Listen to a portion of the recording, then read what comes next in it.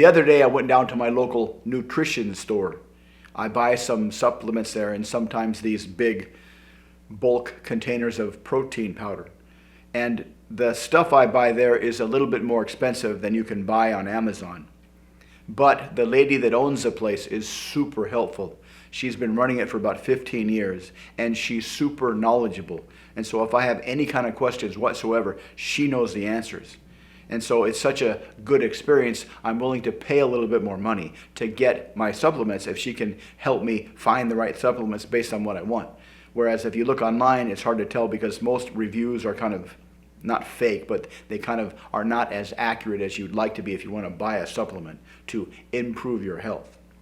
And she was telling me that because of the recent success, if you want to call it success, of those injectable drugs that help all these Hollywood stars lose weight, there's a huge push to try to come up with something to counter that on the over-the-counter market, on the health supplement market. Because as she explains to me, that's kind of the holy grail of supplements ever since they started making them, is to make some kind of a pill that can make you lose weight and not have to feel hungry. And that's essentially what those injectable drugs do.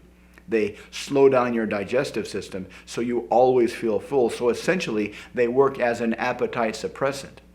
And there are appetite suppressants on the market. The problem with appetite suppressants is that if you just stop eating, you'll lose fat, but you'll also lose muscle, and you'll start to look kind of gaunt. Like they have this gaunt look that a lot of famous actors today have because they've lost a lot of weight so quickly by just not eating because they're not hungry.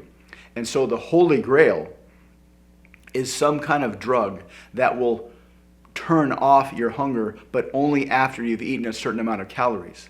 Like if you were really, really hungry and you ate food and it tasted fantastic, but then once you got to 1,500 calories in a certain day, your hunger just kind of switched off and then you stopped eating, that would be ideal because you'd lose weight, but you'd still get the protein you need to keep from losing your muscle mass. I went to the Health Expo a couple weeks ago, and there's a lot of interesting characters there.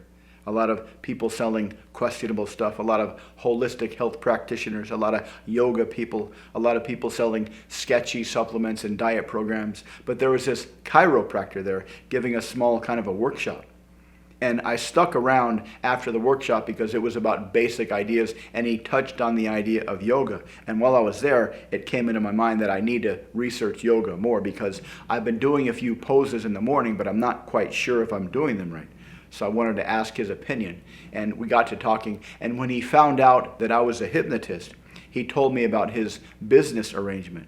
He has a business arrangement with a hypnotist. They both work out of the same office. And when you come to see this chiropractor, it's kind of a package deal. Kind of like, and I think they modeled their business after a dentist. When you go see a dental hygienist, then you see the dentist. It's like that, but first you see the hypnotist, then you see the chiropractor.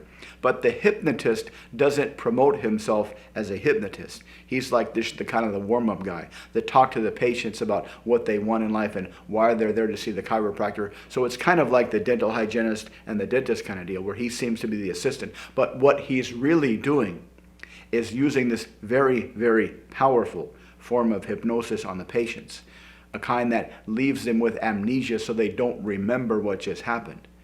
And the hypnosis is based on a series of questions that just by contemplating the answers, you go deeper and deeper into a trance. Every single question, you go deeper into a trance. And the next question, you go deeper into a trance. And once the people get to the bottom level of trance, the deepest level of trance, that's when they are most susceptible to post-hypnotic suggestions. And he hammers them with post-hypnotic suggestions. When you fall asleep at night, you'll remember how easy it is to relax. When you think about your bed at nighttime, you'll look forward to going to sleep when you should be going to sleep. You'll fall asleep very, very quickly. And when you sleep, you'll sleep very, very deeply. And when you're in social situations, you'll feel extremely outgoing and confident. And as you sleep at night, by the magic of your subconscious mind, you'll be able to release all stress. You'll be able to release all anxiety. You'll be able to release all worry. And you'll become very proactive. You'll be proactive with your health. You'll be proactive with your diet. You'll be proactive with how you live your life and how you manage your stress. And after about 30 minutes of this, he brings them out of the trance, and they don't remember any of this. They forget everything. Then they go see the chiropractor. He said he learned this technique from a doctor, his mentor, about 20 years ago. And the doctor didn't like the fact that people would come to see him, and they would have this idea that they can do whatever they want in their lives. And then they would go to the doctor, and the doctor would fix them. They would do whatever they wanted in their lives, have problems because of lifestyle issues, and then the doctor would fix them. And even back then, they understood that most modern medical problems are due to lifestyle issues. And so he didn't like the fact that he was seen as someone to fix what they were kind of breaking. Like those shops you see around town that fix stuff. You break it, we fix it. He didn't like that. He wanted people to be more proactive. He wanted people to take more control over their health. And so he kind of invented this new form of hypnosis. At the time, regular hypnosis was a thing, and he even studied and became very proficient in Ericksonian hypnosis. But Ericksonian hypnosis wasn't strong enough, so he modeled this technique that came from a psychologist who did this interesting experiment on TV. This psychologist came up with 10 questions, or maybe 20 questions.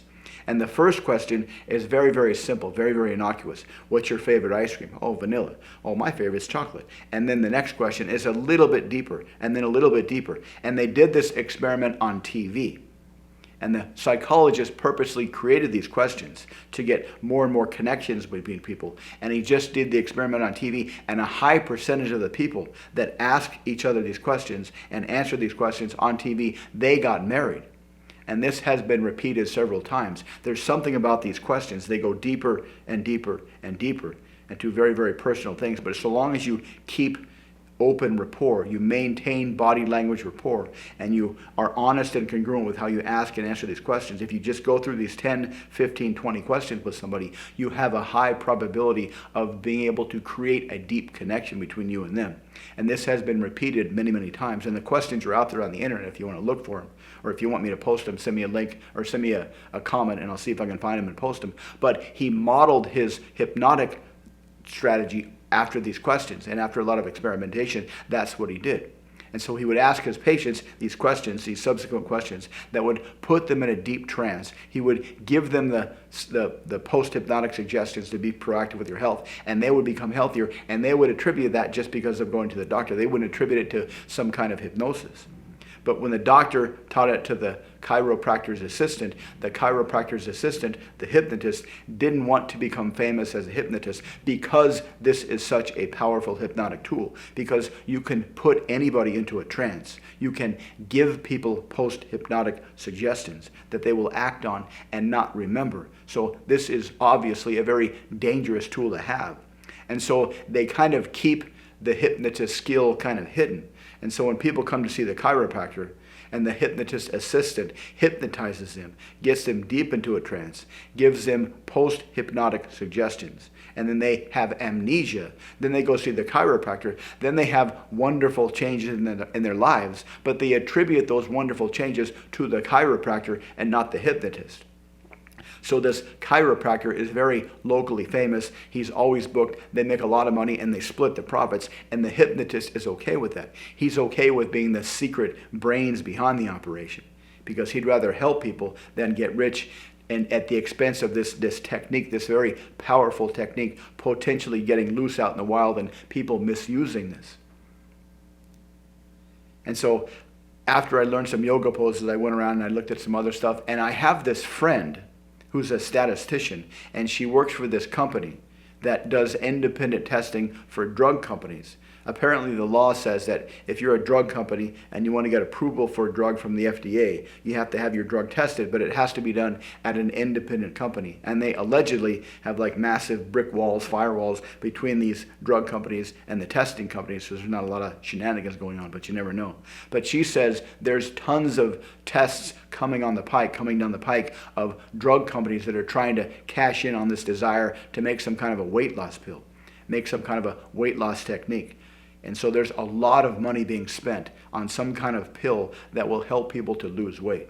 Some kind of pill that will help people to lose weight and stay healthy. That's kind of the next big thing in the healthcare market, in the pharmaceutical market, because the two companies that made those injectable drugs that are helping Hollywood actors to lose weight, they're making a ton of money. And so everybody's chasing the money. And she was telling me at the nutrition shop that this is kind of a sad thing, because the reason she likes working in her shop is most people that come into her shop are people that are very, very proactive. People that like to take care of their health. People like to do things to remain healthy. But if all the industry is pushing towards some pill to just make you not have to do anything, just take a pill and lose weight, that kind of makes it not seem so interesting to help people. But anyhow, that's what she told me, and that's what's coming in the healthcare market. So if you want to maybe look for some stocks to buy, look for companies that are investigating some kind of a pill or drug that will help you lose weight without ever being hungry and not lose your muscle mass. If you'd like to learn more, check out the links below. Thanks for watching. Please like and subscribe, and I'll see you next time.